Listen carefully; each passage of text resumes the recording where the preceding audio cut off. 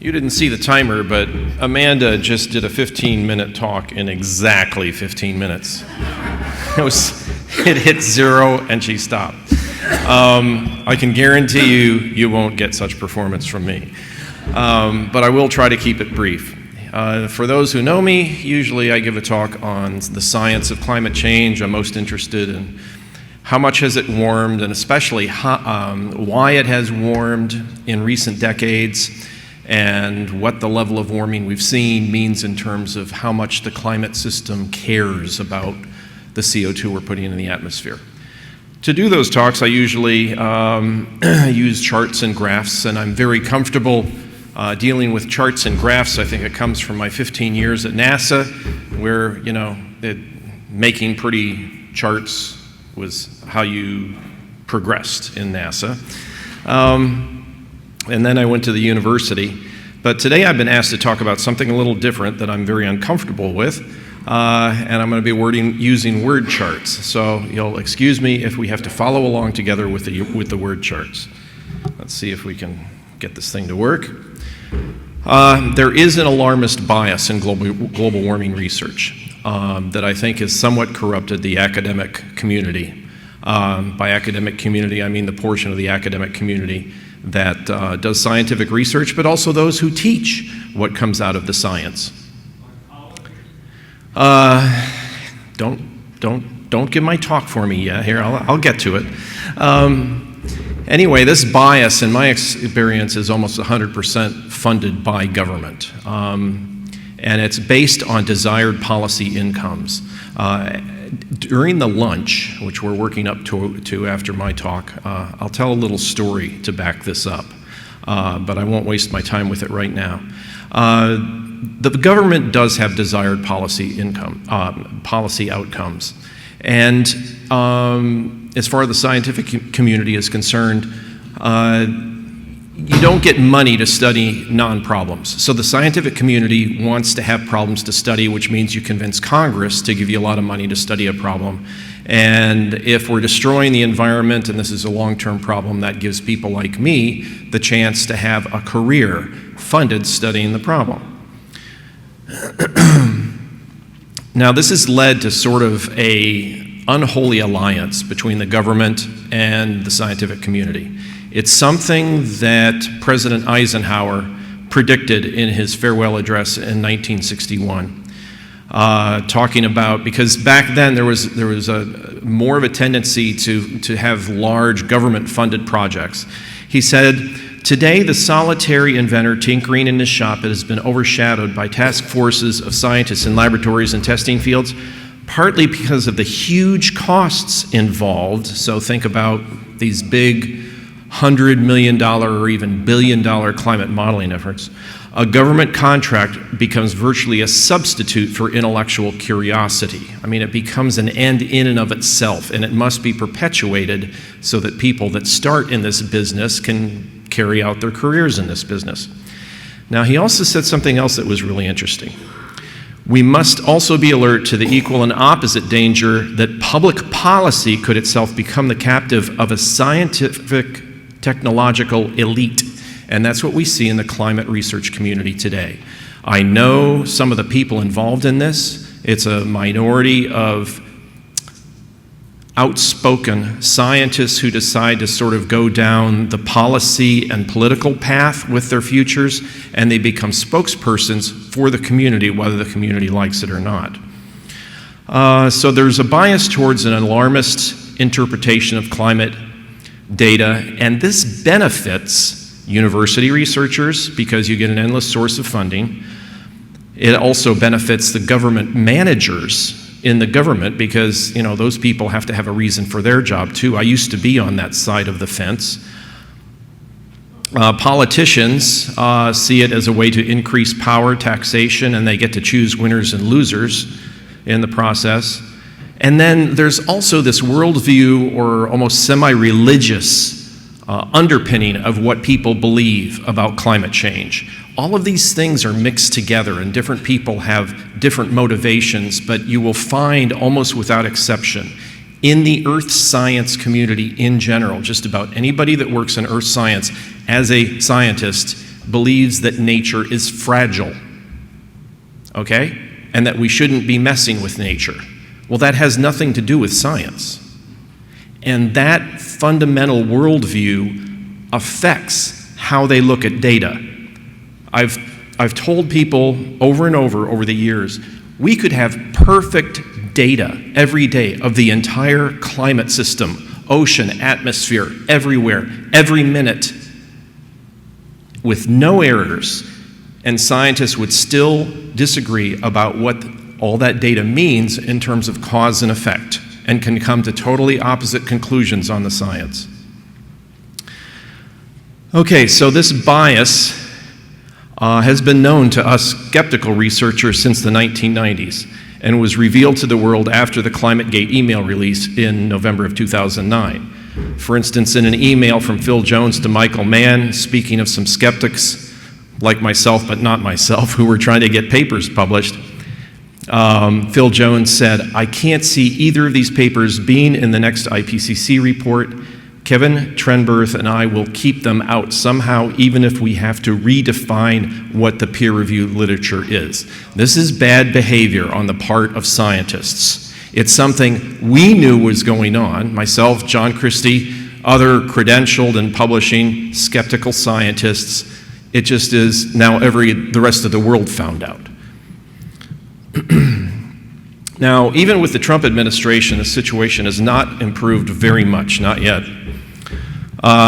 Because the swamp is indeed wide, deep, and outlasts the tenure of elected officials, which mostly populate the government. So, while things might be looking better in certain areas, elected officials are only there for a short period of time, and eventually the pendulum will probably swing in the other direction, and we need to be prepared for that. So the people that are really in charge of how much money the skeptics get versus the alarmist scientists get is dependent mainly on the people, the government employees who are lifetime employees in whether it's NASA or NOAA or the Department of Energy, National Science Foundation. They're the ones that really will determine who gets what money. And as I have often said, a scientist who is funded to find evidence for a human influence on climate will do his best to find evidence for a human influence on climate. Okay, that's what he's being paid to do. And if only the government were to put some portion of that research money into looking for evidence of natural causes of climate change, they would find evidence for that too. But the government, generally speaking, does not fund the latter category of research. Another problem is the scientific establishment ends up being the peers who decide which proposals get funded and what papers get published. This is something that President Eisenhower warned against. That once you get an entrenched group of scientists deciding which way things are going to go, that has a huge impact on what gets funded by the government, because the government just turns around and asks the scientists, should we fund this? And the scientists will say, yeah, that keeps us going. Well, is there any good news in scientific research in terms of bias? Well, at least the public isn't that concerned. In the latest Gallup poll of important problems facing the country, none of the 36 ones included climate change.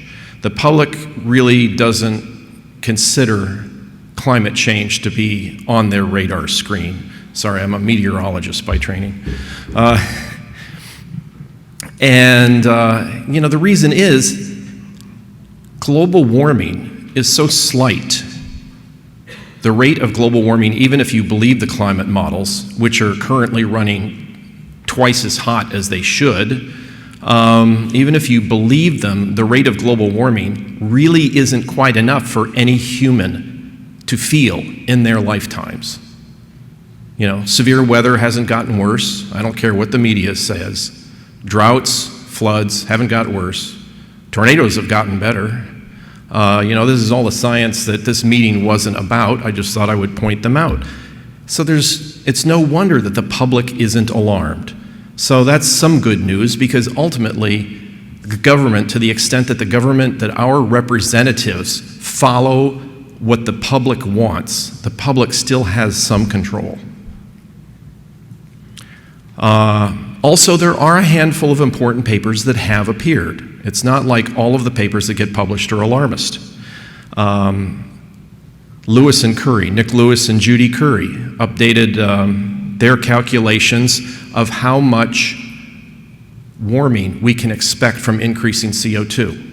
And they come up with a number, and this is some of the best, most fundamental science, I think, that's been done with observations. They come up with a number which says that the climate models on which policy, energy policy is being based, are warming the Earth at twice the rate they should be. And that assumes all of the warming is due to humans. They make the assumption all the warming is due to humans, and still it's only warming at half the rate. That's the surface of the Earth and the deep oceans. So automatically the problem's only 50% of what the people are being told. And then what if that 50% is partly natural? Then it becomes even a smaller problem. These are things that are published. It's out there in the literature, but it's never mentioned in the media, so the public generally isn't aware of it.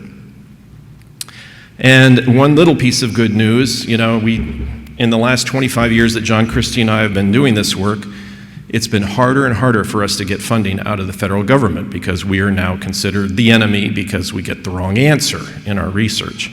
Well, it's probably more than a coincidence that it's during the Trump administration that the Department of Energy has just funded one of our proposals. It probably wouldn't have happened without the current administration. So that's a baby step in the right direction. What's the bad news? The average age of credentialed climate scientists like myself who publish in peer-reviewed journals is now about 65 or 70. Somewhere in there, that's just my guesstimate. We're slowly dying off. I gave a talk on the French Riviera at the invitation of Peter Thiel a couple of months ago, and a Nobel Prize winning physicist who was sitting in the front row after I gave my talk said, "It's good that people like you are dying." Of course, he's 20 years older than me. He says, "It's good that people like you are dying because when you die out, then we can finally make progress on global warming." And he knows because he's taught 2 semesters of climate science. Oh. And there are no new skeptical researchers coming up through the ranks unless they stay in the closet, because generally speaking, you can't get a proposal funded from the federal government by making it overtly skeptical, okay?